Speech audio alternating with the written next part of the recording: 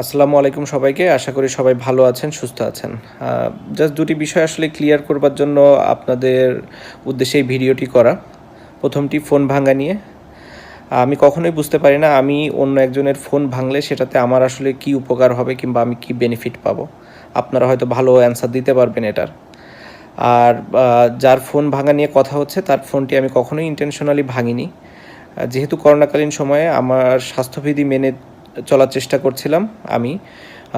সবসময় কীভাবে নিজেকে সেফ রেখে চলাফেরা করা যায় সেটাই চেষ্টা করছিলাম। যেহেতু অনেক মানুষ ছিল ওখানে এবং অনেক ভিড় ছিল, সবাই চেষ্টাও করছিল ছবি তুলতে এবং আমিও চেষ্টা করছিলাম কিভাবে আসলে তাদের কাছে না গিয়ে কিভাবে আমি আমার কাজগুলো সম্পন্ন করতে পারি ইমিগ্রেশনের। তো স্বাভাবিকভাবেই একজন উৎসুক জনতা একদম আমার শরীরের উপর দিয়ে এসে ছবিটি তুলতে যায় এবং আমি তাকে সরিয়ে দিতে গেলে তার হাতের সাথে আমার হাতটি লাগে এবং তার ফোনটি পড়ে যায় এবং হয়তো পরে ভেঙেও গিয়েছে। তো তার ফোন ভাঙার জন্য আমি আন্তরিকভাবে দুঃখিত, কিন্তু আমার মনে হয় তারও সাবধানতা অবলম্বন করা উচিত ছিল। স্পেশালি এই করোনার সময় আমার মনে হয় সবারই এই সাবধানতাটা আসলে একটু অবলম্বন করা উচিত যতদিন এই করোনার এফেক্টটা থাকে। দ্বিতীয় যে ঘটনাটি অবশ্যই খুবই সেন্সিটিভ। আমি প্রথমেই বলতে চাই যে আমি নিজেকে একজন গর্বিত মুসলমান হিসাবে মনে করি এবং আমি সেটাই চেষ্টা করি পালন করার। ভুল ত্রুটি হবেই এবং ভুল ত্রুটি নিয়েই আমরা আসলে জীবনে চলাচল করি। আমার কোনো ভুল হয়ে থাকলে অবশ্যই আমি আপনাদের কাছে ক্ষমা প্রার্থনা করছি এবং আপনাদের মনে কষ্ট দিয়ে থাকলে সেজন্য আমি ক্ষমা প্রার্থনা করছি। এখন আসি আসলে পূজার বিষয়টি নিয়ে। পূজার বিষয়টি বা এখানে আসলে নিউজ কিংবা মিডিয়া, সোশ্যাল মিডিয়া সব জায়গায় এসেছে আমি পূজার উদ্বোধন করতে গিয়েছি, যেটি আমি আসলে কখনোই যাইও নি ও কিংবা করিও নি। এটির প্রমাণ আপনারা অবশ্যই পাবেন, যেটি হচ্ছে অনেক সাংবাদিক ভাই বোনেরাই ওখানে ছিলেন, যাদেরকে হয়তো ইনভাইট করা হয়েছে কিংবা আপনারা যদি ওইখানকার ইনভিটেশন কার্ডটাও দেখেন, কার্ডে আসলে লেখা আছে যে কে আসলে ওটার উদ্বোধন করেছে এবং সেটি উদ্বোধন হয়েছে আমি যাবার আগেই। এবং যে জায়গাতে আমাদের প্রোগ্রামটি হয়েছে, আমাদের অনুষ্ঠানটি হয়েছে, সেটি অবশ্যই পূজা মণ্ডপ ছিল না এবং পাশে আরেকটি স্টেজ ছিল, সেখানে করা হয়েছিল এবং পুরো অনুষ্ঠানটি আসলে সেখানে হয়। প্রায় 40-45 মিনিট ব্যাপী সে অনুষ্ঠানে আমি ছিলাম এবং এখানে কোনো ধর্ম, বর্ণ কোনো কিছু নিয়ে কখনো কথা হয়নি। অনুষ্ঠান শেষে যখন আমি গাড়িতে উঠতে হবে, আসলে যেহেতু ওখানে পাশেই পূজার আয়োজন ছিল এবং গাড়িতে আমার উঠতে হবে, অনেকগুলো রাস্তা আসলে বন্ধ ছিল। তো স্বাভাবিকভাবেই পূজা ওই মণ্ডপটি ক্রস করে আমাকে যেতে হতো, যেটি আমি গিয়েছি। যাওয়ার সময় পরেশ দা, যিনি আমাকে ইনভাইট করেছিলেন, তার রিকোয়েস্টে আমি প্রদীপ প্রজ্বলন করি এবং যেহেতু কলকাতায় আমি অনেক দিন খেলেছি, কলকাতার মানুষ আমাকে অনেক পছন্দ করে, ওখানকার সাংবাদিকরা অনেক উৎসুকও ছিল। তো সবার রিকোয়েস্টে ওই প্রদীপ প্রজ্বলনের সময় ওখানে পরেশদার সাথে দাঁড়িয়ে একটি ছবি তোলা হয়। ছবি তুলে যখন যাওয়ার সময় আসলে সাংবাদিকদের সাথে আমার যারা নিরাপত্তা কর্মী ছিল তাদের একটু বাদবিতণ্ডাও হয়, একটু হাতাহাতিও হয়। সেই ঘটনার কারণে আসলে আমরা ওই দিক দিয়ে আর যেতে পারিনি, পরে আবার ব্যাক করে অন্য রাস্তা দিয়ে গিয়েছি। সো পুরো ঘটনাটা ছিল এরকম, যার ভেতরে 30 থেকে 40 মিনিট আমরা আমাদের যে প্রোগ্রামের জন্য স্টেজ করা হয়েছিল সেখানে ছিলাম এবং সেখানে কোনো ধর্ম, বর্ণ নিয়ে, আমি আবারও বলছি, সেখানে কোনো ধর্ম, বর্ণ নিয়ে কথা হয়নি এবং প্রোগ্রামের কোনো আয়োজনও ওরকম ছিল না।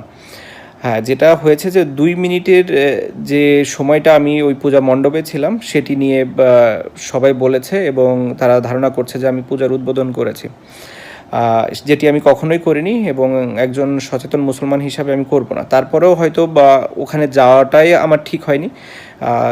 সেটা যদি আপনারা মনে করে থাকেন, অবশ্যই আমি এর জন্য আন্তরিকভাবে দুঃখিত, ক্ষমাপ্রার্থী এবং আমি মনে করি যে আপনারা এটি ক্ষমাসুন্দর দৃষ্টিতে দেখবেন এবং ভবিষ্যতে আমি এরকম কোনো ঘটনা যেন আর পুনরাবৃত্তি না হয় সেটিও চেষ্টা করব। আমি তারপরও আপনাদের ইনফরমেশনটা একটু ক্লিয়ার করবার জন্য আমি বলে দেই যে কি আসলে পূজার উদ্বোধক ছিলেন। এখানে আমার কাছে ইনভিটেশন কার্ডটাও আছে। উদ্বোধক ছিলেন হচ্ছে ফিরহাদ হাকিম, প্রশাসনিক প্রধান, কলকাতা পৌরসভা, মন্ত্রী, পশ্চিমবঙ্গ সরকার। তো তিনি আমি ওই প্রোগ্রামে যাবার আগেই তিনি আসলে পূজার উদ্বোধন করে গিয়েছেন। তারপরে আমি গিয়েছি, আমার প্রোগ্রাম অ্যাটেন্ড করেছি পরেশদার রিকোয়েস্টে ওই ১ মিনিটে আমি প্রদীপটি প্রজ্বলন করেছি এবং সাংবাদিকদের রিকোয়েস্টে উনার সাথে দাঁড়িয়ে আমি ছবিটি তুলেছি। হ্যাঁ, অবশ্যই আপনারা ব্যাকগ্রাউন্ডটা নিয়েই আসলে বেশি হয়তো উত্তেজনা বোধ করছেন কিংবা মনে করছেন যে আসলে ঘটনাটি ওটাই হয়েছে। আসলে একটি ছবি দেখে আসলে পুরো ঘটনাটাই আপনি কখনোই অনুমান করতে পারবেন না বলে আমার মনে হয়। তারপরেও আমি আবারও বলছি যে আমরা আসলে কখনোই আমার কোনো ইন্টেনশন ছিল না যে কোনো মানে আমার ধর্মকে ছোট করে অন্য ধর্মকে বড় করব কিংবা অন্য কোনো ইস্যুই ছিল না। আমার মনে হয় ইসলাম একটি শান্তির ধর্ম। আমার যদিও জ্ঞান খুবই কম, আমি চেষ্টা করছি এবং ভবিষ্যতে আরও চেষ্টা করব যত ইসলাম সম্পর্কে জ্ঞান নেওয়া যায় এবং ইসলামের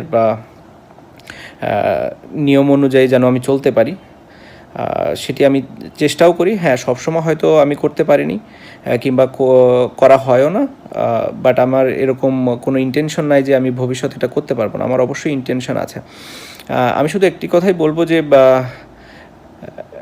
এমন কিছু যেন আমরা না করি যেটাতে মানুষ আমাদেরকে দ্বন্দ্বে ফেলে দেয় যে আমরা আসলে এক নাকি আলাদা। কারণ আমরা যতক্ষণ পর্যন্ত এক থাকবো ততক্ষণ পর্যন্ত আমরা শক্তিশালী। আমরা বিভিন্ন উদাহরণ চাইলেই দিতে পারি, আমি চাইলেই আরও অনেক উদাহরণ দিতে পারি, কিন্তু আমি ওগুলো আসলে দিতে চাই না। আমি মনে করি যে আমরা মুসলমান যারা আছি অবশ্যই তারা এক থাকবো সবসময়, কারণ আমাদের এক থাকা জরুরি, আমাদের একতাটা থাকাটা খুবই জরুরি। যখনই আমরা আলাদা আলাদা হয়ে যাব তখনই আমরা দুর্বল, যখনই আমরা এক থাকবো তখনই আমরা স্ট্রং। এমনি আপনারা অবশ্যই অনেকেই অনেক বেশি জানেন, অনেক জ্ঞানী, এই সম্পর্কে অনেক ধারণা আছেন। তাদের ভালো বড় পরামর্শগুলো আমি অবশ্যই শোনার চেষ্টা করব, তারা যদি কেউ বলেন। এবং এটি আমি মানে খুব সাদরে আমন্ত্রণেই জানাবো যদি কেউ আমাকে ভালো কোনো কিছু জানাতে চান কিংবা জানাতে পারেন। বাট একটা জিনিসই আমি শুধু বলতে চাই যে আপনারা কখনোই এরকম মনে করবেন না। দু এক জায়গায় আমি দেখছি যে আমি ঠিক দেখছি না, আমাকে মানে আমি আসলে খুব বেশি একটা এগুলোতে ফোকাস করি না। তারপরে অনেকে অনেক কিছু, যেহেতু এখন আসলে সোশ্যাল মিডিয়াটা এমন একটা পর্যায়ে চলে গেছে যে আপনি চাইলেও অনেক কিছু ইগনোর করতে পারবেন না। তো আমার নামের সামনে যেহেতু অনেকেই শ্রী শ্রী কিংবা সিঁদুর, প্রদীপ, মন্দির অনেক কিছু দিয়ে অনেক কিছু বলছেন, আসলে এটাতে আমরা ইসলামের কিংবা আমাদের ধর্মের কতটা উপরে নিচ্ছি না নিচে আনছি এটা আমার বোধগম্য না। তো আশা করি আমরা সবাই আমাদের জায়গা থেকে দায়িত্বশীল ভূমিকা পালন করব। আমি তারপরেও আবারও ক্ষমা চেয়ে নিচ্ছি আপনাদের সকলের কাছ থেকে এবং আমি চেষ্টা করব নিজের জায়গা থেকে দায়িত্বশীল ভূমিকা পালন করার একজন গর্বিত মুসলমান হিসাবে।